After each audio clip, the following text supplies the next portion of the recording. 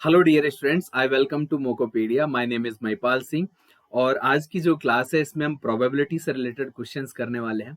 और प्रोबेबिलिटी में भी हम कॉइन और डाइस से रिलेटेड कुछ क्वेश्चंस करेंगे सो दैट आपको आइडिया लगे कि कॉइन और डाइस से रिलेटेड किस टाइप के क्वेश्चंस हमारे एग्जाम्स में आते हैं।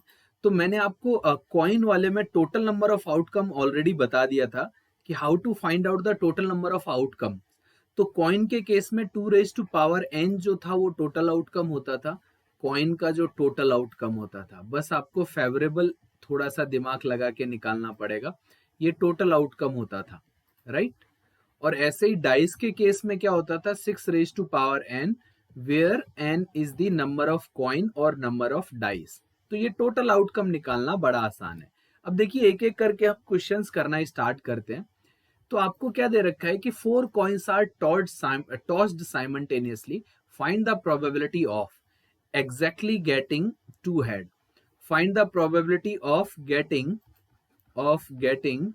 exactly two head, at least two head and at most two head। ये तीन अलग अलग क्वेश्चन है, ए बी सी तीन पार्ट दे रखे हैं। जिस तरीके के क्वेश्चन पूछे जाते हैं आपसे वही मैंने, तो आपने देखा होगा कि एटलीस्ट का भी यूज होता है, एटमोस्ट का भी यूज होता है, एग्जैक्टली का भी यूज होता है। या फिर आपको दे दिया जाता है दो हेड आए, तीन दो हेड आए और तीन आपके टेल्स आए, इस तरीके से भी बोल दिया जाता है, राइट। तो अब आपसे क्या बोल रहा है, 4 coins आर टॉस्ड। तो जैसा मैंने आपको बताया था कि आपको ना सैंपल स्पेसेस नहीं बनाने कि भाई 2 raised to power 4 total outcome तो आ जाएंगे 16, लेकिन अगर मैं इनके सैंपल स्पेसेस बनाने लगा ऐसे कि या तो चारों के चारों हेड आएंगे, या तो इसमें से एक तीन हेड आए और एक टेल आ जाए, और इसमें भी वेरिएशन होगा कि ऐसा भी तो हो सकता है दो हेड फिर टेल और हेड यहाँ पर आए, या फिर हेड टेल और दो हेड यहाँ पर आए, या फिर टेल हेड और हेड यहाँ पर आए। तो ऐसे 16 आउटकम लिखने में तो बहुत टाइम लगेगा। तो मैं आपको डायरेक्टली बताने वाला हूँ कि किस तरीके से इस टाइप के क्वेश्चन को हम सॉल्व कर सकते हैं। तो देखिए एक क्वेश्चन को सॉल्व करते हैं। तो सबसे पहले आपको क्या बोला, एग्जैक्टली टू हेड। तो अगर दो हेड आएंगे तो आपके फिर क्या होंगे, दो टेल भी तो आएंगे, राइट। तो दो एक जैसे हैं, दो एक जैसे हैं। तो नंबर ऑफ अरेंजमेंट कितने हो सकते हैं, if there are 4 different thing, तो 4 फैक्टोरियल बोलते हो। उसमें से दो एक जैसे हैं और दो एक जैसे हैं, तो आप ये कहेंगे कि इनके जो नंबर ऑफ अरेंजमेंट ये कितने तरीके से आ सकता है और अरेंजमेंट हो सकते हैं। तो 4 फैक्टोरियल वेज में अगर ये चारों अलग होते लेकिन दो एक जैसे हैं और फिर दो एक जैसे हैं, तो ये तो हो गया आपका फेवरेबल आउटकम। और टोटल आउटकम क्या होगा, 2 raised to power 4। तो यही तो होगा आपका। तो अब आप इसको जब सॉल्व करेंगे तो आपके पास क्या आ जाएगा, ये 4 फैक्टोरियल क्या होता है, 24 को 4 से डिवाइड करें तो 6, तो 6 raised to power 16, तो आपका 3/8 आपका आंसर आ जाएगा, है ना। इसको भी कट कर लें तो 3/8 आपका आंसर आ जाएगा। आई होप आपको ये वाला पार्ट बहुत अच्छे से समझ में आया होगा, कोई प्रॉब्लम नहीं हुई होगी। या फिर आप ऐसे भी कर सकते हो कि चार में से हमें कितने हेड चाहिए, दो हेड चाहिए, है ना। और 2 raised to power 4, तो इसका मतलब भी यही होता है।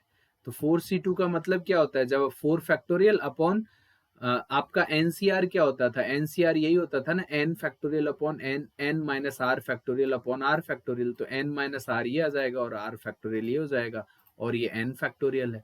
तो सेम कहानी बनेगी, तो फिर से वही पार्ट बनेगा। तो यहां से भी जब आप सॉल्व करेंगे तो 4c2 आपका 6 होता है और ये आपका 16 है, तो फिर से आपका आंसर वही आने वाला है, 3/8, राइट। अब देखिए आपसे क्या बोल रहा है, बी पार्ट में आपको बोल रहा है कि बी पार्ट में आपको बोल रहा है एटलीस्ट। तो एटलीस्ट का मतलब होता है कम से कम। एटलीस्ट का मतलब क्या होता है, कम से कम। तो अगर कम से कम वाली सिचुएशन देखें तो कम से कम दो हेड आने चाहिए। तो अगर दो हेड आ जाएंगे तो बाकी के दो टेल आएंगे। और कम से कम वाले में यहां से स्टार्ट करते हैं और मैक्सिमम केसेस तक जाते हैं।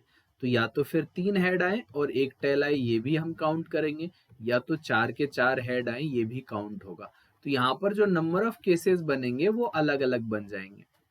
तो देखिए यहाँ पर जो नंबर ऑफ केसेस बन रहे हैं उसमें क्या होगा, दो हेड दो टेल। तो आप वही लिख सकते थे कि भाई 4c2, राइट, 4c2 अपॉन में 2 raised to power 4 तो कॉमन रहेगा, प्लस ये भी हो सकता है कि हमें यहाँ पर आपके 3 चाहिए तो 4C3, और ये भी हो सकता है यहाँ पर 4 के 4 चाहिए तो 4C4, राइट। तो इस तरीके से जब आप सॉल्व करेंगे तो ये कितना होता है 6 और ये 4 और ये 1 अपॉन में आ जाता है 16, तो आपके पास आंसर आता है 11/16। या फिर आप ऐसे भी लिख सकते थे कि 2 हेड हैं और 2 टेल हैं, तो 4 फैक्टोरियल अपॉन में 2 फैक्टोरियल 2 फैक्टोरियल, यहाँ पर आता 4 फैक्टोरियल अपॉन में 3 फैक्टोरियल इंटू 1 फैक्टोरियल। तो 4 फैक्टोरियल अपॉन में 3 फैक्टोरियल और 1 फैक्टोरियल क्या होता है 4 ही तो होता है। और यहाँ पर क्या आता, इसको हम लिखते कि 4 हैं और चारों एक जैसे हैं, तो 4 फैक्टोरियल अपॉन 4 फैक्टोरियल वो भी 1 आता है, तो वो डायरेक्ट वैसे भी कर सकते थे। अब जो सी वाले पार्ट में है वो है एटमोस्ट। एटमोस्ट होता है अधिक से अधिक। अब अधिक से अधिक वाली कंडीशन में क्या करते हैं कि सबसे कम क्या हो सकता है, सबसे कम ये हो सकता है कि एक भी हेड ना आए तो 0 हेड आए, या फिर एक हेड आए और ज्यादा से ज्यादा 2 हेड आए। तो यहाँ पर अगर 0 हेड आएगा तो फिर 4 टेल आएंगे और 3 आपके हेड आएंगे और फिर यहाँ पर 2 हेड आएंगे। तो ये वाली कंडीशन और ये वाली कंडीशन तो सेम सेम लग रही है ना, कि 4 टेल आए तो यहाँ 4 हेड आ रहे थे तो यहाँ पर 4 टेल हो गए, यहाँ 3 हेड आ रहे थे तो यहाँ पर 3 टेल हो गए, ये 3 टेल होगा और ये भी 2 टेल होगा, राइट। तो यहाँ पर ये वाला पार्ट एक तरीके से होता है, ये वाला 4 से और ये वाला 6 से, तो आंसर तो इस केस में भी वही आएगा। लेकिन यहाँ पर क्या होगा, ये वाला पार्ट 4 फैक्टोरियल अपॉन 4 फैक्टोरियल 1 होगा, ये 4 फैक्टोरियल अपॉन 3 फैक्टोरियल 4 होगा, ये 4 factorial upon 2 factorial upon 2 factorial 6 होगा और 2⁻16। तो आंसर तो सेम ही आएगा, बट एटमोस्ट क्या होता है और एटलीस्ट क्या होता है वो आपको समझ में आ गया होगा यहाँ से, राइट। नेक्स्ट क्वेश्चन सॉल्व करते हैं। अब देखिए 10 कॉइन का अगर मैं आपके लिए सैंपल स्पेस बनाना स्टार्ट कर दूं, तो 10 कॉइन के लिए जो सैंपल स्पेसेस बनेंगे 2⁻10 दैट इज 1024। तो सैंपल स्पेस बनाने में ही आपके 2 पेज भर जाएंगे, 2 से 3 पेज 4 पेज भी भर सकते हैं, है ना। तो वो टाइम टेकिंग हो जाएगा। तो अब हम कैसे करेंगे डायरेक्टली, तो या तो हम कहें कि 10 में से हमें 5 कॉइन चाहिए और बाकी के 2⁻10, ऐसे आंसर हो जाए, पहले वाला आंसर। दूसरे वाला एटलीस्ट 2 हेड है या एटमोस्ट 3 हेड है, तो देखिए कैसे करेंगे। एटमोस्ट 3 हेड में ये सी वाला पार्ट पहले करता हूं मैं, बी वाला लास्ट में करेंगे। तो सी वाले पार्ट में या तो 0 हेड आए, या तो 1 हेड आए, या तो 2 हेड आए, या तो 3 हेड आए। इसका मतलब क्या हो गया, 0 हेड आने का मतलब हो गया 10 टेल और 9 टेल और 8 टेल और 7 टेल, है ना। तो हम ये कह सकते हैं कि 10C0 या तो 10C1 या तो 10C2 या तो 10C3, मैक्सिमम इतने हो सकते हैं, और अपॉन में आ जाएगा 2⁻10। या फिर वही 10 factorial upon 0 factorial into 10 factorial, तो ये तो 1 आएगा, और ये 10 फैक्टोरियल अपॉन 9 फैक्टोरियल ये 10 हो जाएगा। ये 10 फैक्टोरियल अपॉन आपका क्या होगा 8 फैक्टोरियल इंटू 2 फैक्टोरियल, और ये वाला पार्ट होगा 10 factorial upon 3 factorial into 7 factorial. तो उसको जब आप सॉल्व कर लेंगे तो ये वैल्यू 1 देगा, ये आपका 9 देगा और ये आपका 45 होता है। ये होगा आपका 10 इंटू 9 इंटू 8 अपॉन में 3 फैक्टोरियल है ना, और 7 फैक्टोरियल है, तो यहाँ पर 7 फैक्टोरियल ये कैंसिल आउट हो जाएगा और ये 3 इंटू 2 इंटू 1 आएगा, तो ये 3 बार और ये 4 बार, तो ये 120 आ जाएगा, और अपॉन में ये 2⁻10। तो आप सॉल्व करके लिख लेना। देखिए अब जो बी वाली जो कंडीशन है उसमें क्या बोल रहा है, कम से कम 2 हेड आने चाहिए। तो या तो देखो, अगर सबकी प्रोबेबिलिटी निकालनी है तो या तो वो 0 हेड आए, या तो 1 हेड आए, है ना, या तो आपका कितने हेड आए, 1 हेड आए, है ना। तो या तो आपके 2 हेड आए, तो ये मैं इरेज कर देता हूँ प्रॉपरली लिखने के लिए।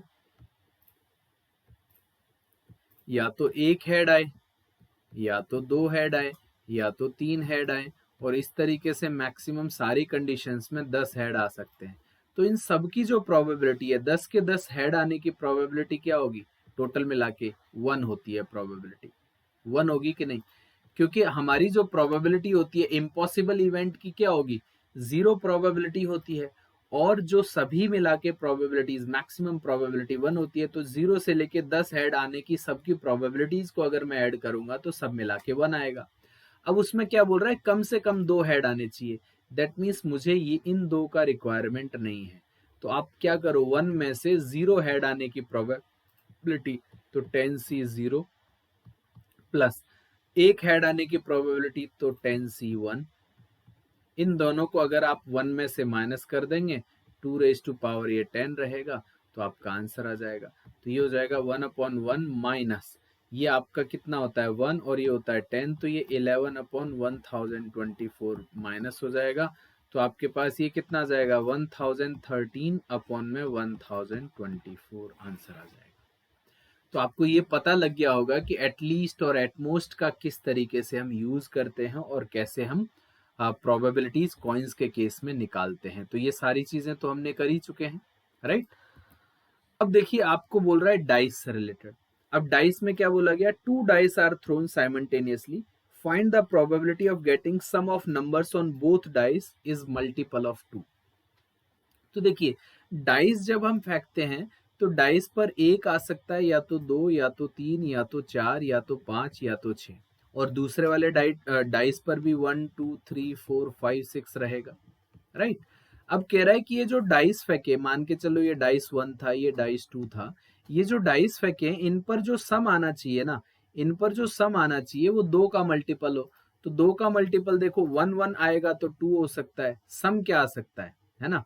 तो सम आ सकता है आपका 2 भी हो सकता है, 3 भी हो सकता है, 4 भी हो सकता है, लेकिन 2 के मल्टीपल चाहिए, तो सम हमारे पास जो होना चाहिए वो फेवरेबल सम क्या होगा, 2 या तो 4 या तो 6 या तो 8 या तो 10 या तो 12, ये वाला पार्ट सम आना चाहिए दोनों पर मिला के। तो देखिए ये डायरेक्ट कैसे कैलकुलेट करेंगे कि 2 कितनी बार आएगा, 4 कितनी बार आएगा, 6 कितनी बार आएगा।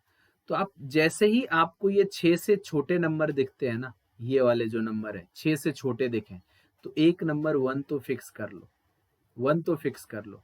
अब 1 फिक्स कर लिया तो इसके साथ 1 आएगा, होगा कि नहीं। अब मैं इस 1 में इंक्रीज करूं तो कोई जरूरत नहीं पड़ेगी आपको, तो यहाँ पर 1 है और ये है आपका 3, राइट। तो अगर मैं इसको 1 बढ़ाऊंगा तो ये ऑटोमेटिकली 1 कम हो जाएगा, तो यही आपके पार्ट बनेंगे। ऐसे यहाँ पर 1 है और ये 5 आएगा, ये 2 है तो ये आपका 4 हो जाएगा, ये 3 है तो ये फिर से 3, अब बाकी तो रिपीट होने लगेंगे। ऐसे ही जैसे जब आपके पास 8 आया या 10 आया या फिर 12 आया, तो जब 6 से बड़ा नंबर अगर कोई होता है ना, तो एक आपको कौन सा फिक्स करना है, 6, एक आपको 6 फिक्स करना है। तो 6 के साथ यहाँ पर 2 आना चाहिए, तो अगर अब इसमें से एक कम करना है तो 5 के साथ 3 आ सकता है, फिर एक कम करेंगे तो 4 4, ऐसे ही 6 के साथ 4 आ सकता है ना, तो यहाँ पर 5 के साथ 5 आ सकता है, ऐसे ही 6 के साथ 6 आएगा तभी 12 है, और कम करने से तो कोई ऑप्शन बनेगा नहीं। तो इस तरीके से हम क्या करते हैं, डाइस में काउंटिंग करना स्टार्ट करते हैं डायरेक्टली। तो अब देखिए जहां पर 2 नंबर जो है ना, ये अगर सेम सेम है तो इनको 1 ही काउंट करेंगे, ये एक ही केस है। लेकिन अगर दोनों नंबर अलग अलग हैं तो ये 2 केस हैं और ये 1, तो टोटल मिला के कितने केस हो गए, 3। ऐसे यहाँ पर ये अलग अलग हैं तो ये 2, ये 2 और ये 1, तो ऐसे टोटल मिला के ये 5 केसेस हो गए। इन द सेम वे यहाँ पर भी आपको 5 केस मिल रहे हैं, है ना, और यहाँ पर आपको 3 केस मिल रहे हैं और यहाँ पर आपको 1 केस मिल रहा है। तो 5 3 1, 5 3 1, तो आपके पास 5 और 3 8 और 1 9, और 9 ही यहाँ पर मिल रहे हैं, तो 18 केसेस ऐसे मिल रहे हैं। तो 18 तो फेवरेबल केस हो गए, और 2 डाइस फेंके थे ना, तो 6 रेज टू पावर 2 36, तो 1/2। तो आंसर क्या हो जाएगा, 1/2। तो 2 से डिवाइड होने का मतलब क्या हो गया कि सम जो है ना, सम क्या होना चाहिए, इवन नंबर होना चाहिए। तो सम इवन नंबर आए तो वो हाफ ही आना था, और ऑड का भी हाफ ही आता है।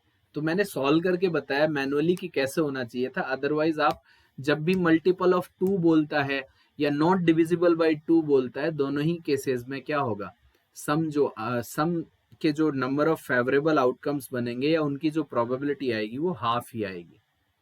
अब देखो यहाँ पर क्या बोल रहा है, find the probability of getting sum on the number both the dice is a prime number.